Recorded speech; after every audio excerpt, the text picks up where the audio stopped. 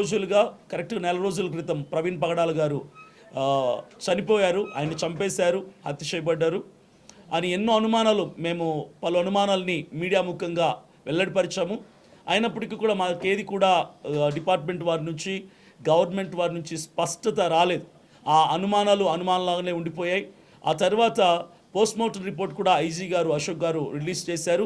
అందరూ కూడా drunk and drive and self accident కింద వాళ్ళు అనౌన్స్ చేసినప్పుడు క్రైస్తవులందరూ కూడా దిగ్భ్రాంతికి లోనయ్యారు, ఉద్రిక్తత వాతావరణం నెలకొంది.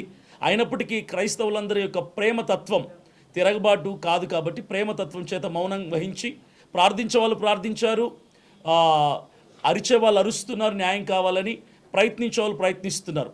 కేఏ పాల్ గారు, మేము పిల్ వేశాము హైకోర్టులో, రిట్ వేశాము హైకోర్టులో, ఆ ప్రాసెస్ నడుస్తుంది. ఈ ప్రభుత్వం ఈ గవర్నమెంట్లో అంతో ఇంతో మాకు నమ్మకం ఏదైనా ఉందంటే జ్యుడిషియల్ మీదనే, న్యాయ వ్యవస్థ మీద నమ్మకం ఉంది కాబట్టి ఎలాగైనా సరే అందులో మాకు న్యాయం దక్కుతుంది, జరిగిన విషయం ఉన్నట్టుగా నిజానిజాలు బయటకు వస్తాయని మేము నమ్ముచున్నాము. అప్పటి నుంచి ఆ రోజు నుంచి ప్రారంభమైనటువంటి ఈ యొక్క ఉద్యమం అలాగే కొనసాగుతూనే ఉంది. అయితే మేము ఎందుకు ఈ మీటింగ్ కండక్ట్ చేస్తున్నామంటే ప్రత్యేకించి క్రైస్తవులందరినీ కూడా ఒక తాటి మీదకి తీసుకురావాలని, క్రైస్తవులందరూ ఏకమవ్వాలని మేము ప్రయత్నం చేస్తున్నాం. మా ప్రయత్నం ఎక్కడ కూడా విఫలం అవ్వదు. మేము ఎలాంటి హాని తలపెట్టలేదు, కానీ ప్రభుత్వం మీదకి కానీ జనాల మీదకి కానీ ఎక్కడ ఇబ్బంది కలగకుండా మేము మంచి పోరాడుతున్నాము, నీతిగల పోరాడుతున్నాము, న్యాయం కోసం నిలబడ్డాము.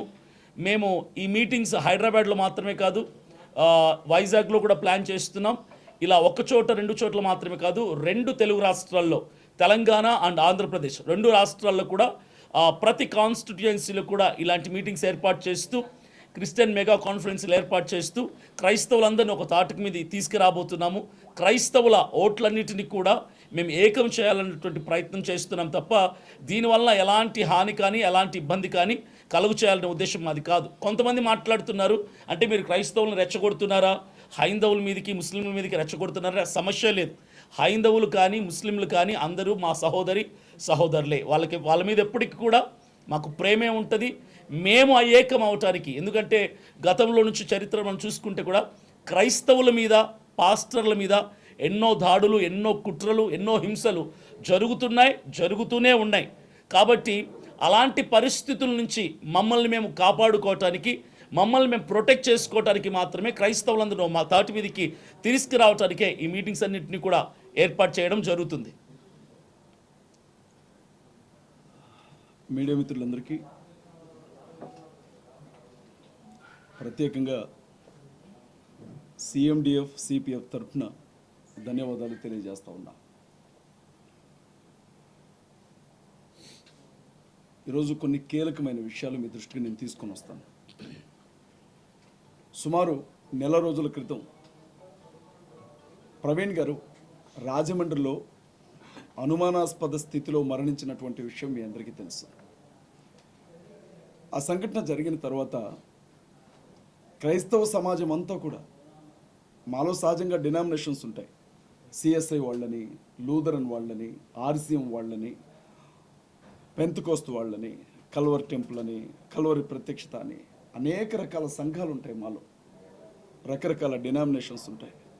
ఈ డినామినేషన్స్ అన్నిటినీ పక్కన పెట్టి ప్రతి క్రైస్తవుడు కూడా ఒక విషయం తెలుసుకోవాలనుకున్నాడు. ప్రవీణ్ పగడాల గారు యాక్సిడెంట్లో చనిపోయారా, ఎవరైనా ఆ మనిషిని చంపి దాన్ని యాక్సిడెంట్గా చిత్రీకరిస్తున్నారా అన్న విషయం గురించి 30 రోజుల పాటు పెద్ద ఎత్తున ఆందోళన జరిగిన విషయం మీకు తెలుసు. ఇంత పెద్ద ఆందోళనలో ఎక్కడా ఒక బస్సు తగలబడలా, ఎక్కడా ఒక లారీ మీద రాయి విసిరలా, ఏ రోడ్డు మీద కూడా ఒక టైరు కాల్లా, ఏ ప్రభుత్వ సంస్థ కానీ ఏ ప్రభుత్వ కార్యాలయానికి కానీ నిప్పు పెట్టలా, కనీసం ఒక రాయి కూడా విసరలా. మా కష్టాన్ని, మా దుఃఖాన్ని, మా బాధని చెప్పుకున్నామే తప్ప ఎవరి మీద ఏ విధమైనటువంటి దాడులకు మేము ప్రయత్నించలా. 30 రోజుల పాటు క్రైస్తవులందరూ ఒకవైపు, రాజకీయ పార్టీలన్నీ మరొక వైపు నిలవబడి చూసుకున్న పరిస్థితిని మేము తట్టుకోలేకపోతా ఉన్నాం. మీరు గమనించండి, ప్రవీణ్ పగడాల గారు చనిపోయినటువంటి ఆ స్థలంలో ఇంకెవరూ ఉండకూడదని నేను మనస్ఫూర్తిగా కోరుకుంటున్నాను. ఎవరికి కూడా ఆ కష్టం రాకూడదు, ఏ కుటుంబం కూడా ఆ కుటుంబ యజమాని కోల్పోకూడదు. కానీ అక్కడ ఒక్కసారి ఆలోచించండి, వేరే మతానికి సంబంధించిన ఏ నాయకుడు చనిపోయి ఉన్నా, వేరే మతాలకు సంబంధించిన ఏ పీఠాధిపతి కావచ్చు, మఠాధిపతి కావచ్చు, మౌలానా గారు కావచ్చు, అలాంటి పరిస్థితుల్లోనే చనిపోయి ఉంటే రాష్ట్రంలో పరిస్థితులు ఎలా ఉండేయో మీ ఊహకే నేను వాటిని వదిలిపెడతా ఉన్నా.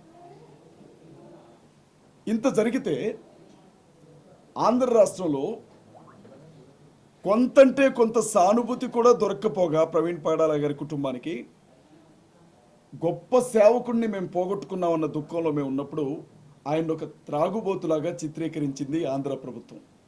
చాలా స్పష్టంగా మహాసేన మీడియా అయితే 24 గంటలు అదే పని చేసింది, మీకు తెలుసు. నేను కొన్ని విషయాలు మీ దృష్టికి తీసుకొని వస్తాను. మాట్లాడొచ్చు కదా, కేసులు అయితే ఏం పెట్టరు కదా. ఏమో మాట్లాడితే ప్రశ్నిస్తే కేసు పెడతాం అంటున్నారు కదా, మళ్ళీ ఏమన్నా కేసులు పెడతారేమోనని మీడియా ముందు మాట్లాడుతున్నాను. దయచేసి బిట్ కట్ చేసి వేయకండి, ఏదైనా ఉంటే పూర్తిగా చూపించండి. ఎందుకంటే నాకు కొంచెం పోలీసులు అంటే భయం. మొన్నే అరెస్ట్ చేసి తీసుకుని వెళ్ళి నెత్తి మీద ఉన్న జుట్టంతా తీసేశారు. ఇది ఎదగడానికే చాలా టైం పట్టింది. ఈసారి గుండు కొడితే బాగా ఇబ్బంది అయింది, మా పిల్లలు చూడలేకపోతున్నారు.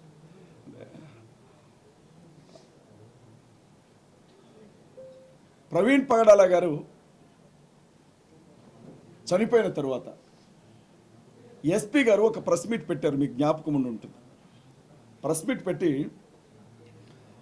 ఇక్కడ ఒక మనిషి చనిపోయి పడిపోయి ఉన్నాడు అన్న విషయం మొదటిగా మా ఏఎస్ఐ గారికి ఆయన నడుచుకుంటూ వెళుతుంటే, మార్నింగ్ వాక్ చేస్తుంటే ఎవరో చెప్పారు, అలా తెలిసింది అని చెప్పారు. ఇది మీరు అందరూ సాక్షులే దీనికి. రెండోసారి ప్రెస్ మీట్ జరిగింది. ఐజీ అశోక్ కుమార్ గారు అనుకుంటా, బహుశా ఎస్పీ గారిని పక్కన కూర్చోబెట్టుకొని ఆయన ఒక మాట చెప్పారు. ఏమన్నారంటే, ప్రవీణ్ పగడాల గారి శవం దొరికిన తర్వాత ఎవరో మాకు 101కో 100కో డయల్ చేసి చెప్తే కానీ అక్కడ శవం ఉందన్న విషయం మాకు తెలియదు అని చెప్పారు. ఇద్దరు కూడా, ఎస్పీ గారు ఒకవైపు, ఐజీ గారు ఒకవైపు, సంబంధమే లేని స్టేట్మెంట్స్ ఇచ్చారు. అయినా వాళ్ళని ఎవరు అడగరండి, ఎందుకంటే వాళ్ళు పోలీసులు కాబట్టి. కొన్ని రోజులు గడిచిన తర్వాత ప్రవీణ్ పగడాల గారు మందు తాగి చనిపోయాడు అన్న విషయాన్ని ప్రజలందరికీ చేరవేస్తూ కొన్ని ఛానల్స్లో, నేను ఏ ఛానల్ని కూడా తప్పు పట్టను, ఎందుకంటే మీడియా వారు వారికి అందినటువంటి సమాచారాన్ని బట్టి మాట్లాడుతూ ఉంటారు కాబట్టి, ఆయన లిక్కర్ షాప్లో మందు కొనుక్కున్నాడు అన్న విషయం గురించి పెద్ద ఎత్తున చర్చ జరిగిందండి. నేను ఇదే విషయాన్ని ఐజీ గారిని అడిగాను. సార్, ఆయన మందు తాగాడు, మందు కొనుక్కున్నాడు, లిక్కర్ షాపుల దగ్గరికి వెళ్ళి లిక్కర్ కొన్నట్లుగా ఒక సీసీటీవీ ఫుటేజ్ బయట వైరల్ అవుతోంది, మీరేమైనా మీడియాకి ఇచ్చారా అని అడిగాం. ఆ నెక్స్ట్ డేనే ఐజీ గారు అసలు ఆ ఫుటేజీ మా దగ్గరికి రాలేదు, దాన్ని మేము విడుదల చేయలేదు అని చెప్పాం. ఆ తర్వాత ఏం జరిగిందో మీ అందరికీ తెలుసు, అది నకిలీ ఫుటేజ్ అని మీడియా వాళ్ళు ప్రకటించారు. ఇక మూడో విషయం, కీలకమైన విషయం, నాకున్న హిట్ టీవీ యాప్. ఇందులో short news, live news, entertainment shows, movies, digital magazines తో పాటు మీ జిల్లా వార్తలను కూడా ఫ్రీగా చూడొచ్చు.